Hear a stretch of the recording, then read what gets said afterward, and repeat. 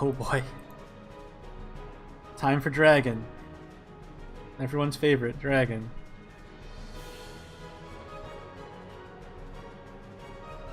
Dragon's Nest. These eggs. At the start of your turn, restore 2 defense to your leader and draw a card. And destroy this amulet. Overflow is active for you. So this only happen. All this stuff only happens if you have overflow.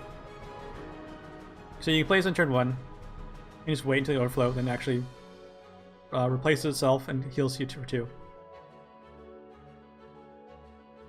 Notice kind of replaces itself. So it's really just 1 play point, heal yourself for 2. I guess it cycles through your deck a little bit, but I don't know. It's not like terrible. I don't know if you want to replace any card in your deck with it. Maybe if you have like some kind of like very like a combo deck, maybe you want to play this card just so you in your deck a little bit. And healing sound nice.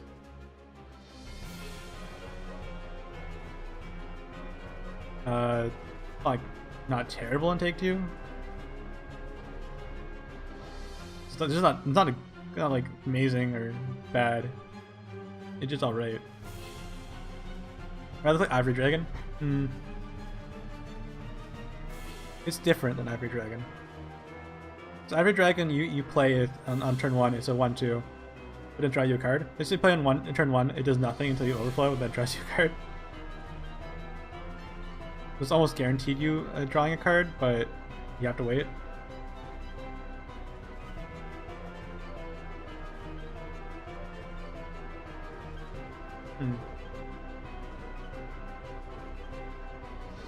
The thing is, like, you don't have to play this on turn 7, right?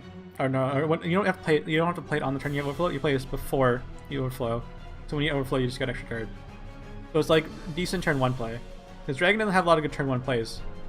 Because they don't really want to play Ivory Dragon because he's not that strong in ramp. So it's something they can actually play on turn 1. Or on turn 3 beside another like 2-drop.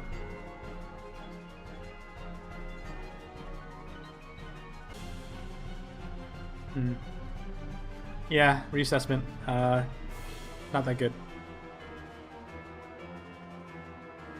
But again, Dragon doesn't have much things they do during turn 1.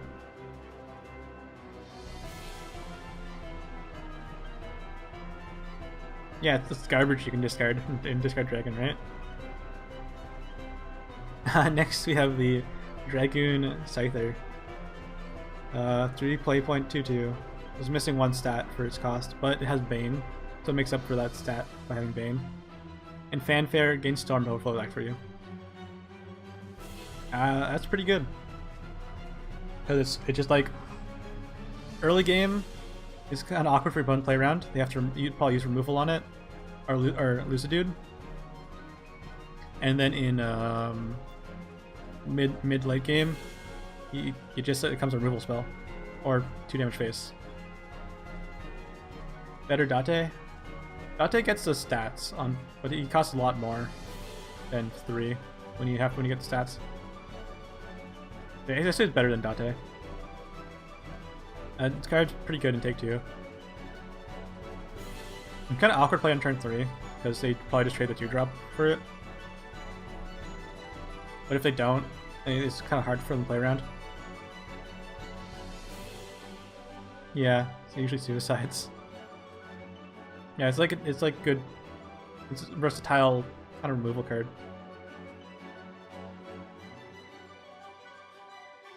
Because you can also evolve it for 4 damage face if you really want to.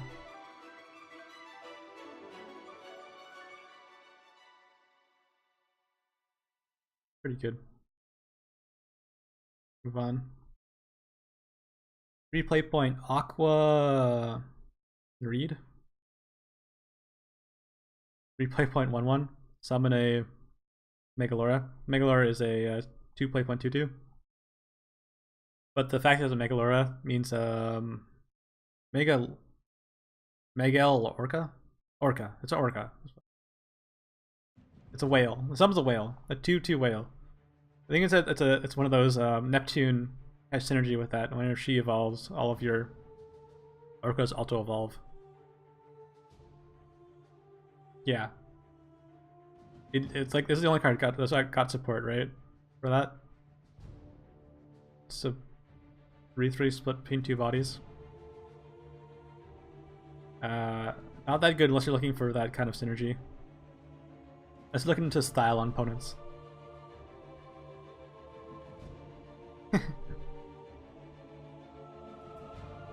Hmm. 1300 rush. Yeah, I played on turn 10 with Neptune. There's probably better turns you can play. Like, why play 13-13 with rush between two cards when you just play Bahamut, which is just 13-13 kill the board?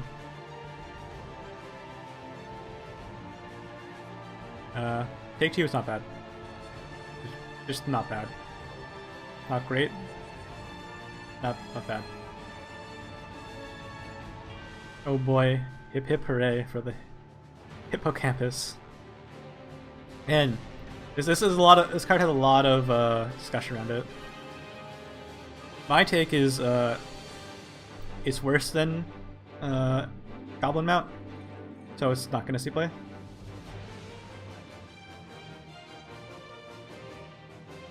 You can argue it's better than Goblinmount, but this thing right here says doesn't have word.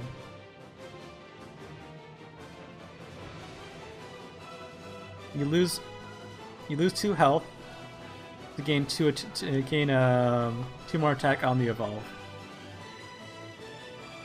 Of course, it doesn't have the. Of course, the Goblinmount has the burn your own board, which doesn't. You don't really care in like Ramp Dragon because you're not gonna have a board. You just ramped instead. Yeah, you just.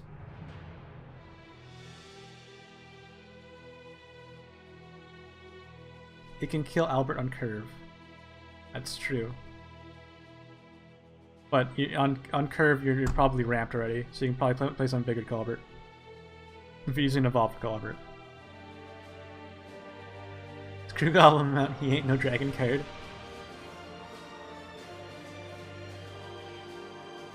Yeah, I don't know. Maybe mid-range dragon. Definitely not face dragon. Maybe not face dragon. I don't know. It's not good. He's just okay. Take 2 is pretty good. Like, decent. You're gonna evolve him most of the time. Take 2. Get that 7/7.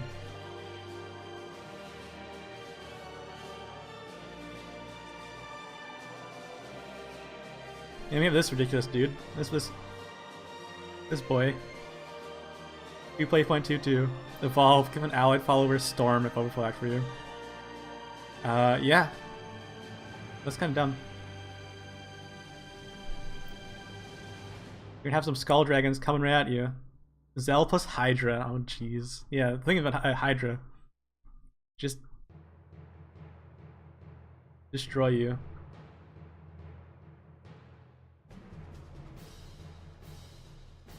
Not a waifu.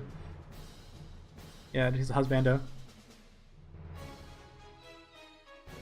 Oro, not completely. Totally useless.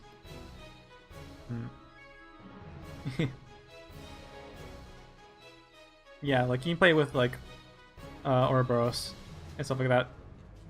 And it's any follower, so you can also pick neutrals.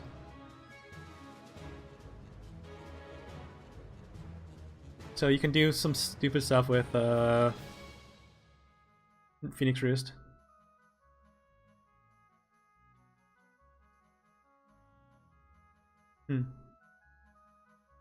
Ouroboros is 8, right? So yeah, you can drop like, you can do that and like do a shit ton of damage with Ouroboros face.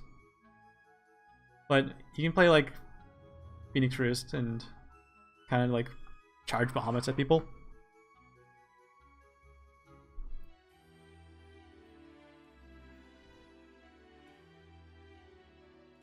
And I think that's probably where you see you play.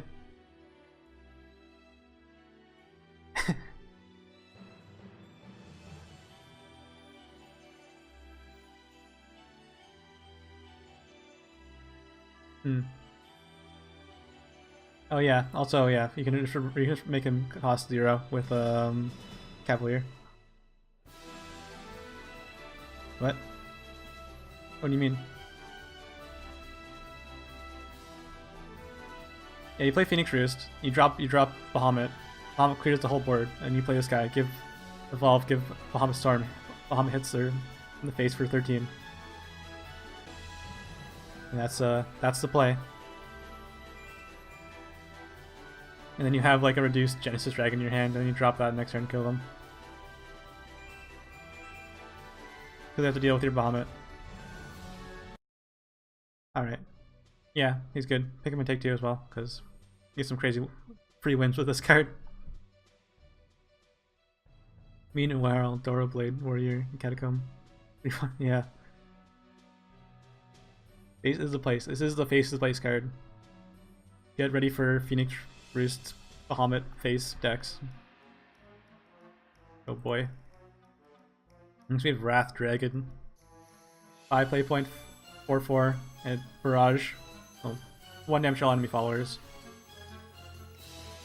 So he's already better. What's that card? Oh, Ice Dragon or something like that. 1 damage to all enemy followers. Actually, that one does 1 damage to your followers as well. That card's terrible. This card does 1 damage to all enemy followers. Other followers, actually. Damn it, I can't read. You deal 1 damage to all other followers, so it hits your board as well. Which usually isn't a big deal. And enhance 8, do 3 instead. Better Fafnir. Don't know if we want to play this. Glacier, whatever, yeah. I don't even care, yeah. Well, if you're replacing cards that aren't seeing play already, that's like not a big deal, right? It's not like they're... It's like they're just adding a card, because that card didn't exist anyways, because it didn't see play.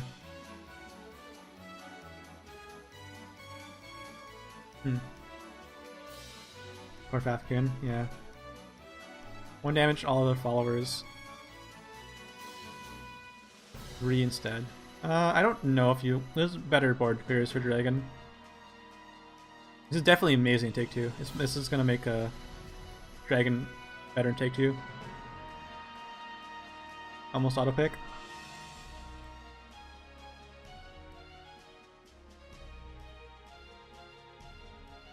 Yeah. Seems pretty good. Wait until they add a spell that summons Fafnir. Oh boy. Active Fafnir, yeah. Next we have the discard Dragon. 5 play point, 4/5. At the end of your turn, randomly discard one of the lowest cost cards in your hand and gain +2/+2. And your turn, randomly discard 1 card, lowest cost. Okay, that's right. It's the same effect when he's evolved. Never like that's what it does. So, end your turn. So he's going to be a 6/7.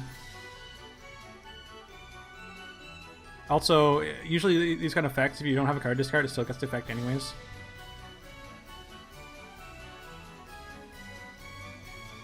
And you play this long cards like Trail of Light and Kid Fang, so you get some value off your discard. Maybe you play it along Dragon Rights, so you actually just replace the card discard. And over a few turns, it's become really big. Actually, just after 1 discard, he's actually overstated for his cost. And another discard, he just becomes even bigger. In Take 2, you have to I mean, I don't know if he needs to be playing Constructed. He's good, but he's not. There's so much removal. And he doesn't really do anything the turn he's played unless you evolve him. But in Take 2, he's not removed. He's going to easily take over the game.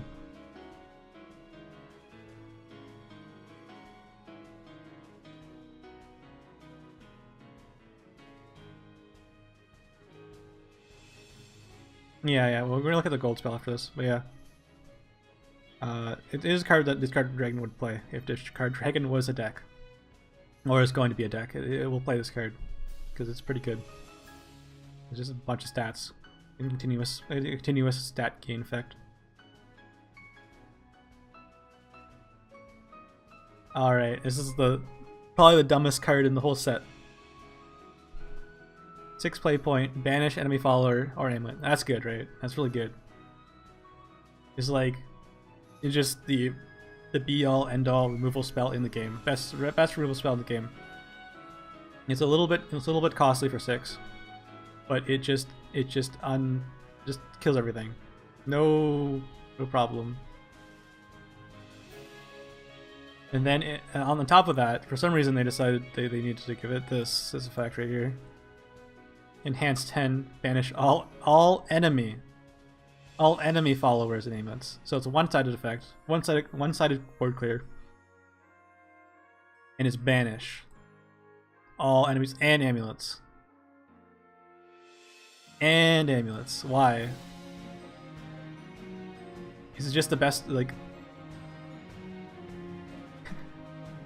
Fake silver true leviture is like the best spell in the game. It just kills Mord, it kills Seraph, it gets rid of everything. And it doesn't affect your board as well. How is silver, I know. Rip everything. Dragon is like, everyone's just gonna play Dragon. Because they just play this card, and the only way to counter stuff is to be playing this card. Best removal in the game. Aven will be fine because Aegis, yeah. If this card gets thrown around a lot, maybe Aegis is going to be able to be played. And stick around and just beat them in the face for playing this stupid card. It definitely should not be enemy. It should be all. That's not how you balance board sweepers. Especially board sweepers that exile everything. Like, Dragon will still be tier 2 deck.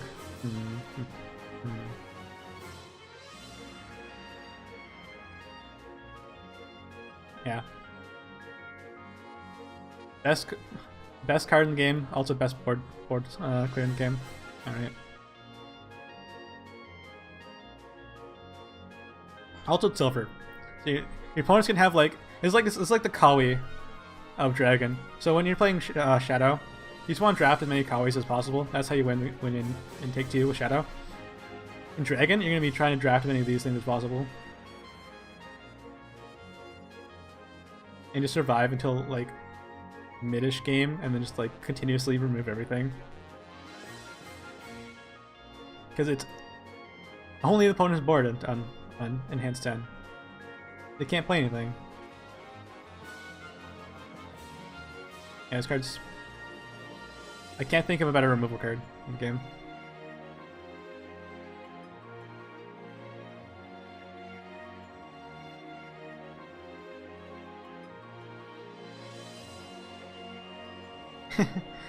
Yeah, let's play the Tyrant combo. That's pretty consistent. Yeah, it's just play Zodin. Ghostly Grasp. Ghostly Grasp, it doesn't hit amulets and banish them. And then there's this card. Discard your hand, then deal 5 damage to all followers. Look at this. Banish all enemy follower amulets, and then there's like 5 damage to all followers. Discard Dragon wants to play. So discard happens first, right? So you actually kill off your Kit Fangs, right? Because it does the 5 damage to all followers. Yeah, I think it kills the Lux Fang Kit. And if you're playing Discard Dragon, you actually want to play a board, because that's what Discard Dragon does. It has lots of valuable followers, have fanfare effects at discard. Stuff like Dragon Loot Scholar.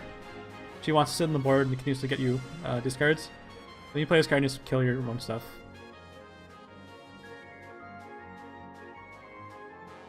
The best and the worst. On the upside, if you're like have no cards in hand and you just want a board clear, good. God, the game is trolling for sure. Yeah. I don't know. I don't know what they were thinking. Obviously, a very strong effect, but you have to discard your whole hand.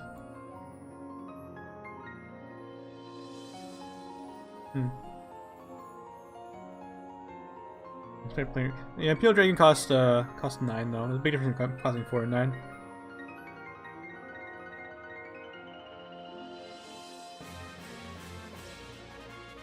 You have a dragon right in the board.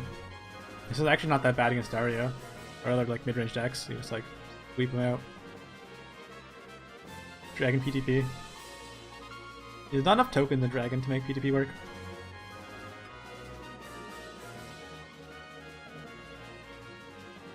I'm probably gonna play with this card, not gonna lie. And it's gonna be bad. And you're all gonna enjoy my suffering when I figure out how bad this card is. Alright, moving on. Rehab. Oh, no, Rahab. 4 play point 2/5. Ward. Has Ward, so I guess its stats are okay for Ward because it has more health. At the end of turn, gain +1 attack for your remaining play points. Actually, that's an interesting effect. So on turn 5, if you're just playing this, it's a 3/5. And if it's 6 around, it continuously gets bigger. Beautiful card.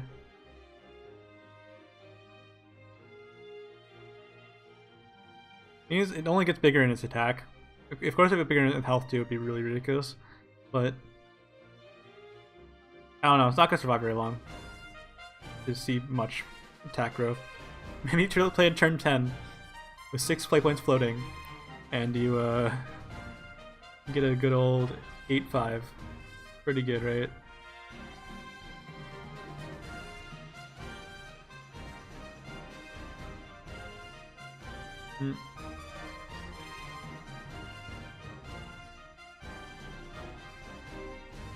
Yeah, it's like this for reward card, but it's not gonna see 2 turns of surviving. It's probably gonna die if it doesn't die in 1 turn, it's gonna die in the next turn.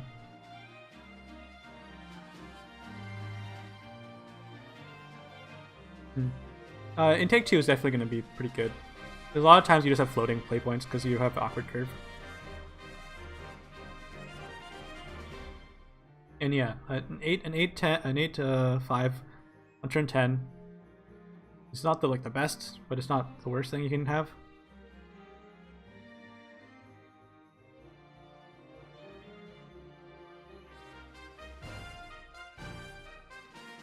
Yeah, that's alright. Like I said, it's not going to see that many turns to live to get its effect going off.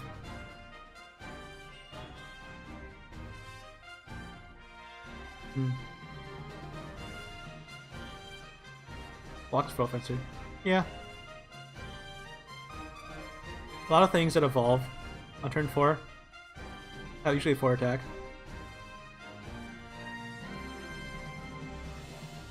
So it's going to survive a lot of that.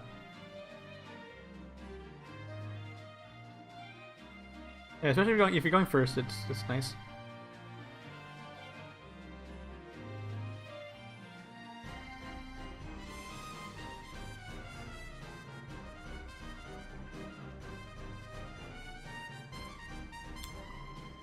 The more I think about it, it's not terrible. Yeah, I think you replace Prison Dragon with this. Alright, Reverse Forte, yeah. Reverse Forte, 1/5. 6 play points, 1/5 with Storm. Tickle your opponent. No, Fanfare gain +1 attack for each other follower in play. Includes your opponent's word. So at most, you get a 10/5 for 6 with Storm. I don't like the way this card's designed at all. It punishes your opponent for having guys on board. 4/5 Storm on average. Yeah, maybe.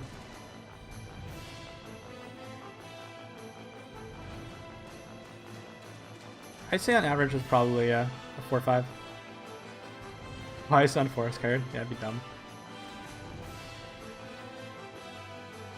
Would you play as over Forte? Do you want extra Fortes? It has good health, but it's not like it's gonna die right away to like the slightest breeze.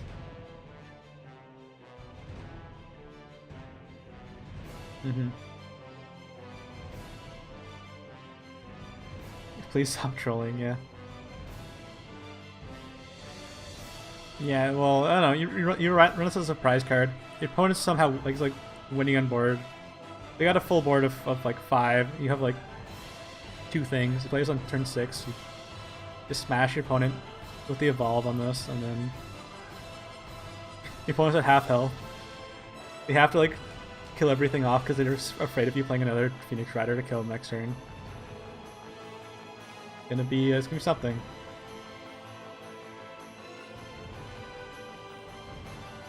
I'm not. It's like these aren't hard scenarios. It's gonna happen quite often. Your opponent's gonna be winning on board, and you're gonna smash them for like up to 10 damage, pretty much. And it's gonna be a 7 health, so they're gonna have to figure a way to get rid of it. And then probably have ward up to not die to the next one. Who cares about earning it when you're going to be hitting them for 10 potentially? Like at lowest maybe 6. You wouldn't play this on an empty board, obviously.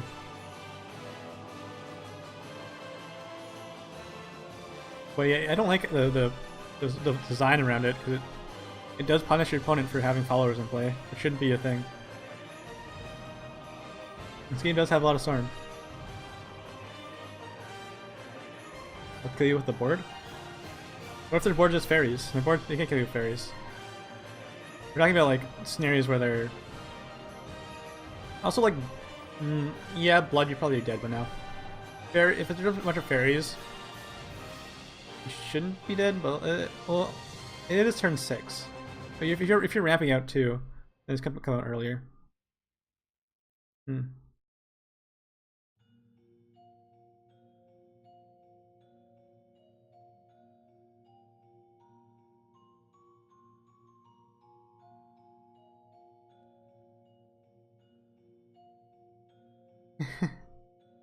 Yeah, it's gonna be a thing probably. If not, it's gonna be like a sleeper card, and people are gonna be like, I'm not gonna worry about it. And someone's gonna pull it out on them and then hit them for 10, and they're gonna cry.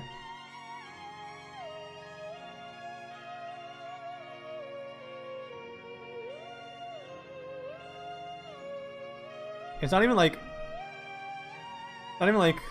bad. Like, it's not like you're playing a 6-1 and hitting for 6. You're playing 6-5 and hitting for 6. You're just gonna like wonder what happened. I have to remove it. It's like, actually, this card's ridiculous in Take 2. They're gonna have like a semi board. You're gonna have a semi board because some awkward trades are trying to happen. And then you just play this and immediately bring him down super low.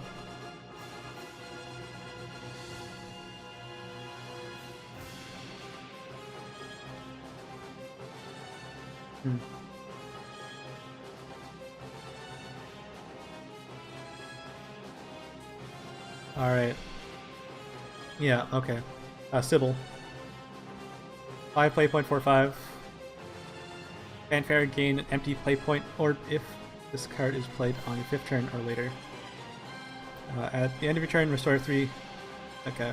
So it's like... There's a recurring heal, which is nice. Means your opponent, it has like pseudo ward if your opponent's playing aggro, because they have to remove it, or you're just gonna out heal the damage that they're dishing out. But it only works if you have overflow, so it's not good if you're not ramping. If you missed your ramp and you're playing against aggro, this card's pretty dead. But usually you're hitting your ramp, right? If you play this on turn 6, you always are an overflow. No, I already played turn 5, I guess. Turn 5, you go to 6 play points if you haven't ramped yet. You can't play any sooner than turn 5, right? So it's unless you already ramped. If you already ramped, then you probably get heal, which is nice. It's good if you're behind on your ramp.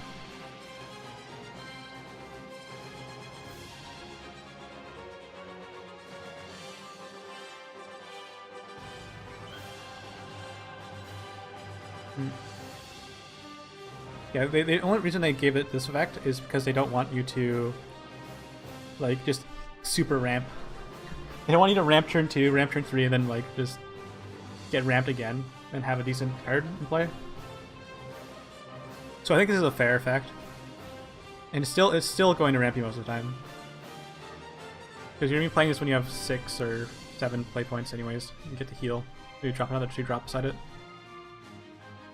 I think it's decent. It probably won't be necessary though. Well, that's hard to say because stats are okay. Probably wants to get removed anyways in a control matchup. Just in aggro, they can't ignore it because it's gonna be healing you. I think it's good. Might replace some other 5 drops in Ramp Dragon. Like Goblinmount.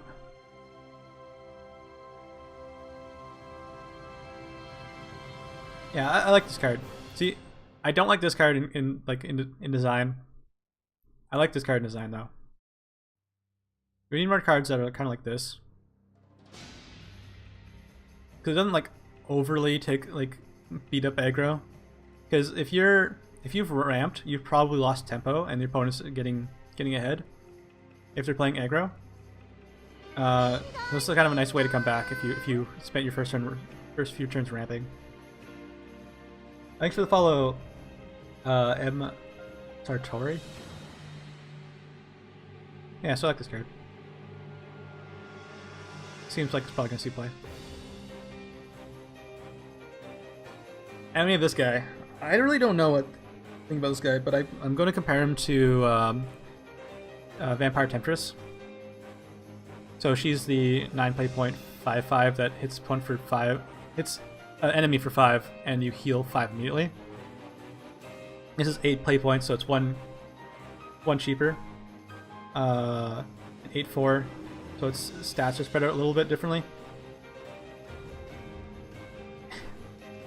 It only does 3 damage, and then it only heals you on its death. So it's not, it's like where the vampire is probably might save you in situations because he heals you immediately. This is only going to heal you when it dies. So you probably get to evolve it to kill it off if you want to heal immediately.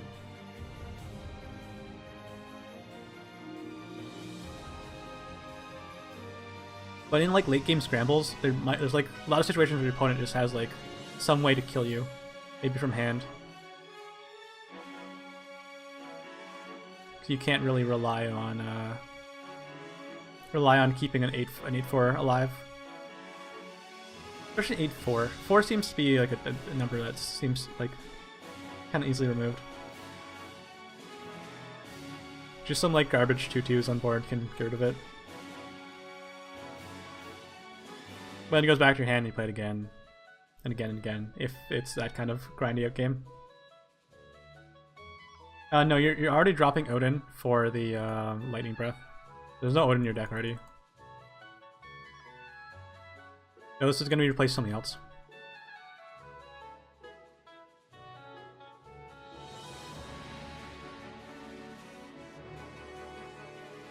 I think it needs to be played twice to get its value. But you're playing Ramp Dragon, so you usually have a big hand anyways, so you're not like you're lacking card selection. So is this better than playing, let's say, Lucifer? Because you probably already have a Lucifer and something else in your hand anyways, because you usually have a full hand. If you're in like top deck situation, this card's amazing, right? So in take 2, this card's gonna be the nuts. This card's gonna be super good in take 2.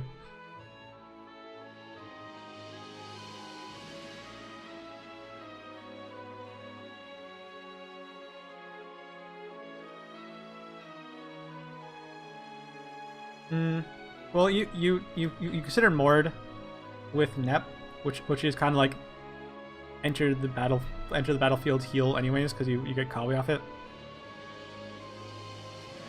So I'd rather compare this to Nep than just Mordecai, because Mordecai by himself is obviously not that great.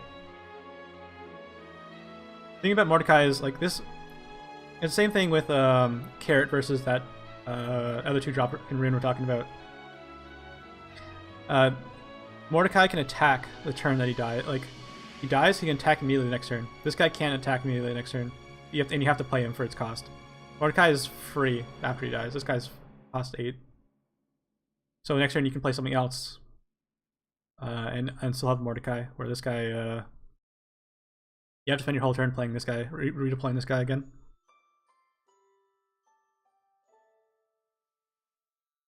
So not as good as like the Nep situation, but Nep's getting pretty hard countered right now.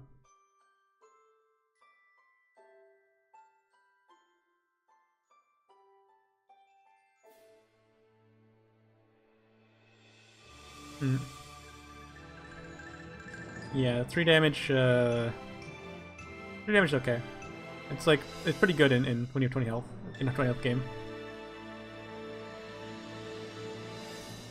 It's kind of like awkward. Like if they're at 3 health and you have 8 play points, there's probably some other way you're gonna kill them. It's not gonna be like the finishing blow, but if you have nothing else to do with 3 damage, it's good to chip your opponent.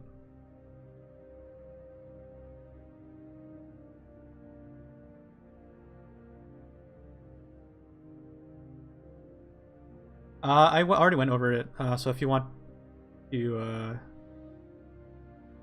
hear my thoughts on it, I'll put up in the video. But I guess just the short of it, it is I think it's too strong.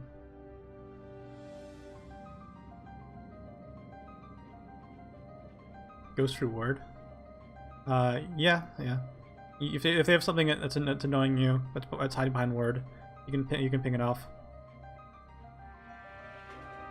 They're also playing Dragon, so you also have like a bunch of board clears anyways. It's nice if you're ramping, because you can get this out earlier.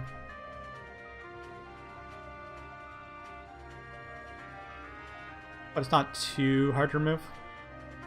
It's also not a neutral card. I think Dragon still wants to play Saha. So it might be better targets.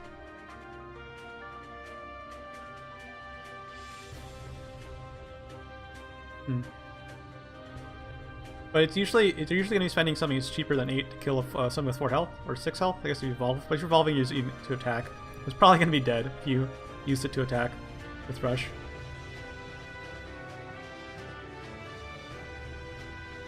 Yeah, like if they have to remove it more than once, it starts getting a lot of value. But it's like you played another Ouroboros. You slowly will grind them out with this card because you need to build up card advantage. But how long do you expect the games to go, right?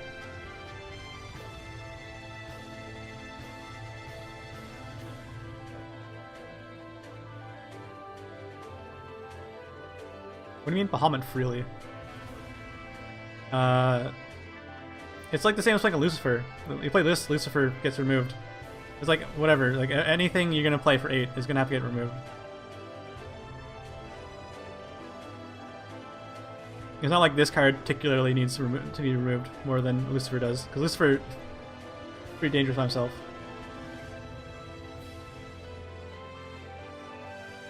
It's like, you can say about any like big 8 drop, right? Like, we're gonna look at the neutral cards, and you play one of those, and they have to be removed anyways.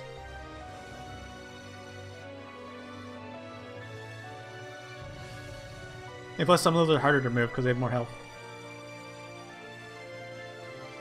Yeah, this card's amazing if you're going to be grinding out. The game's become really grindy. But if there's going to be a lot of like solid win cons in late game, it might be better options.